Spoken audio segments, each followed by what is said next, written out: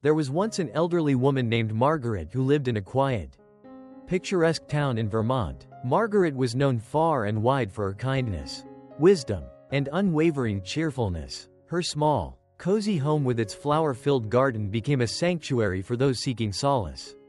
No matter what life threw at her, Margaret always had a smile and comforting words of encouragement for everyone. People often visited her not just for advice but for the simple joy of being in her presence, which radiated warmth and peace.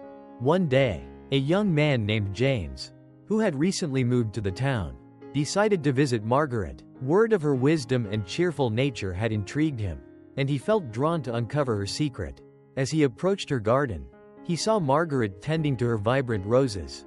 "Mrs. Margaret," James began hesitantly, "you're always so happy. No matter what happens, you never seem upset. How do you do it? Don't bad things ever make you sad?" Margaret looked up and smiled gently. She wiped her hands on her apron and motioned for James to sit on a nearby bench beneath the shade of a maple tree. "Of course, James," she replied, settling beside him. "Life is full of ups and downs. But I've learned something very important. Happiness comes from within, not from what happens around us." James furrowed his brow. "I don't understand," he admitted. "How can someone be happy when bad things happen?" Margaret chuckled softly, her eyes twinkling with understanding. "Let me share a story from my life. Perhaps it will help you understand." James leaned in, his curiosity piqued. Margaret began to speak, her voice steady yet tinged with emotion. "When I was your age, I had a small but happy family. My husband and I worked hard to provide for our children. We didn't have much, but we had love, and that was enough. Then one day, my husband fell gravely ill. We didn't have the money for his treatment. I tried everything, but..." Her voice faltered for a moment, though her smile remained. "He passed away. It was the darkest time of my life." James's expression softened with sympathy. "That must have been so hard," he said quietly. "How did you ever find happiness again?" Margaret's gaze drifted to the roses swaying gently in the breeze. "For a long time, I didn't," she admitted. "I cried every day and felt as though the world had stopped. But one morning, as the sun rose and its golden light filled my room, I realized something important. My sadness wouldn't bring my husband back, and my children needed me. I had to find a way to live again. Not just for them, but for myself."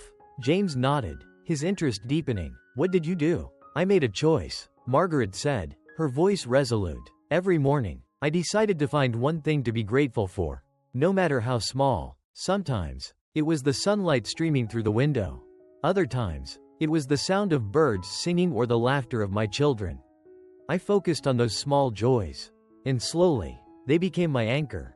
James furrowed his brow. "But what about when something really bad happens?" he asked. "How can you still be happy then?" Margaret's smile softened. "It's not easy, James," she admitted, "but I remind myself that everything in life passes, both the good and the bad. When difficult times come, I say to myself, this too shall pass, and I focus on the things I still have, my health, a kind word from a friend, or even just the simple fact that I'm alive. Happiness is a choice, and every day, I choose to look for the good." James sat in thought for a moment, her words slowly sinking in. He finally nodded. "I think I understand. It's about seeing what's still beautiful, even when things go wrong." "Exactly," Margaret said with a pleased smile. "Happiness isn't about having a perfect life, it's about finding joy in the imperfections." James thanked Margaret for her wisdom and left her house feeling lighter. Inspired by her words, he began to look for small moments of joy in his own life. At first, it was difficult, but as he practiced gratitude, his outlook began to shift. Even when faced with challenges, he learned to focus on the good and to remain hopeful. Margaret's wisdom didn't just transform James's life. Word of her advice spread throughout the town.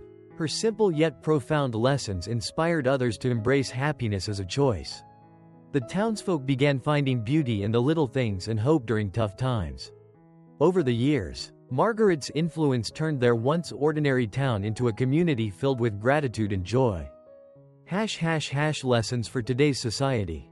Happiness is not about avoiding life's challenges but about embracing them with gratitude and resilience. By choosing to find joy in the small things and staying positive, we can remain strong even during difficult times. If you've ever experienced similar stories in your life, Don't hesitate to share your thoughts or experiences in the comments below. We would love to hear your story.